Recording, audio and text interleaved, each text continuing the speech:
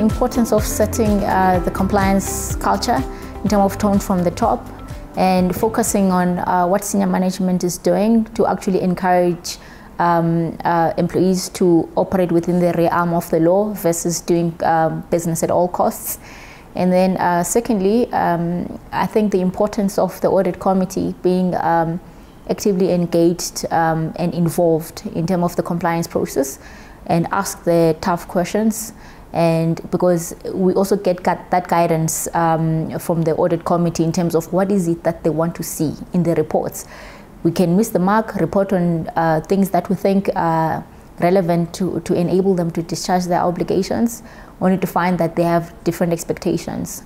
And then lastly, I think the importance of awareness, whereby some companies, in terms of communication from senior management, there's not a single word of compliance. So that goes a long way, where people, the moment they pick up that tone from the top is missing in terms of setting up that compliance culture, then compliance cannot do it alone in terms of enforcing that compliance culture without the buy-in and support from the top.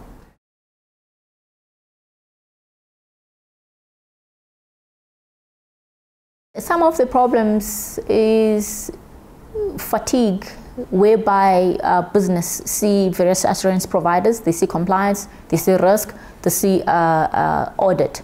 So the learnings there for us is we look at different things, and yet we're trying to do the same thing in terms of assessing the compliance risk, assessing the adequacy and effectiveness of the controls. So how we've resolved it is collaboration, whereby and comparing notes. If, for instance, an auditor is going to do anti-bribery and corruption audit, communicate with compliance so that we do it jointly to avoid business seeing us as compliance and then see audit on exactly the same issue.